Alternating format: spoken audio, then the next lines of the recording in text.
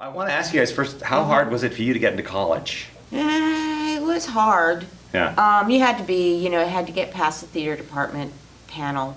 Mostly what it was it was extremely hard to get cast in things because there was a large class of us.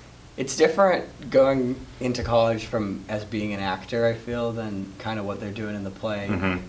We're taking more of the academic route because my college admissions process was much more based on auditions. Sure. But the college application process is grueling, and there's so many essays, artistic statements. How many schools did you apply to? I'm just curious. I applied to like 10 schools. Wow. Yeah. Oh my gosh, 10. How about you, Amy? Do you remember? Yeah, I was about 8. Wow.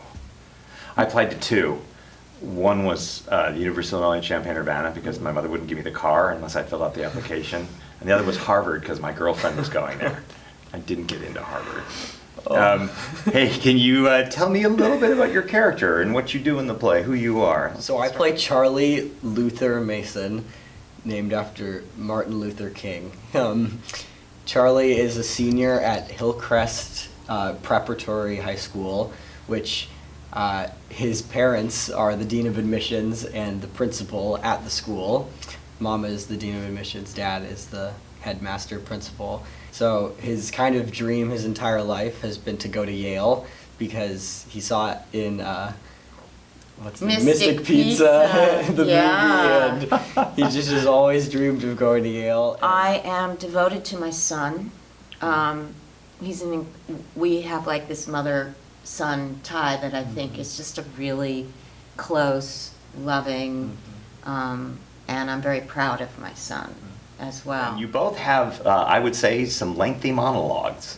What's it like to tackle just a giant, several page monologue with a lot of dense ideas inside of it? Yeah. And also very funny. There's a lot of layers because you have to simultaneously, believe every single thing you're saying, but also acknowledge that some of the things you're saying might be a little ridiculous, and that's like what the beauty of the play is that it is going to start conversation, and some of the things that we say might be a bit controversial, and that's okay because we need to investigate these things if we want to make progress. I got to work with Josh about a couple months ago on one of his new plays.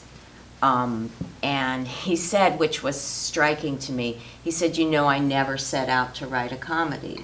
I never think that it's going to be funny. And he says, for some reason it ends up funny, and I don't really know why, because that's not what I set out to do. I think he has an amazing sense of humor, sort of a wicked sense of humor. And he's just the sweetest man in the world, but also that, I see that in him. Yes. It's also very current because of what's going on in the news with admissions. Who and knew it's that like, would happen? My husband and I have worked. It's not like we're that wealthy. We've worked really, really hard to get him through this very expensive prep school. In fact, we're there working there in order to give him an education there because we know it will afford him certain opportunities that you got to step in. And because of his dream for Yale, we feel it's a given that he's going to get in. And let's see what happens to Mom, who is working for diversity, and it's thrown in her face.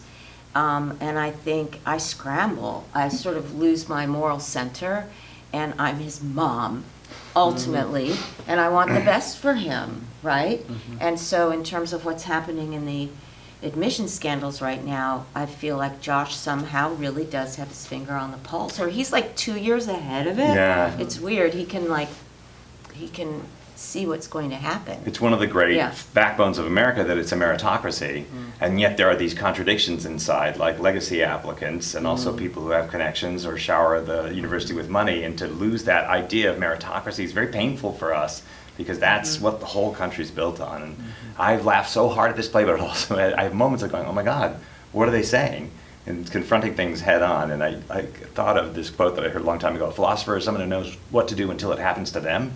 So that's it. And that's it. This is like this extraordinary thing lands in your lap and it embroils the entire family. And it's so funny. that you don't realize the road you're traveling down.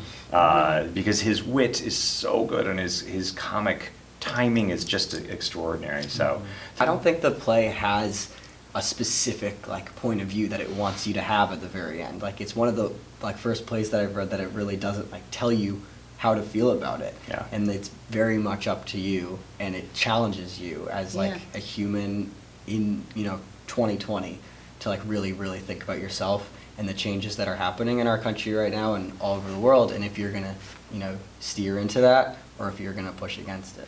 yeah.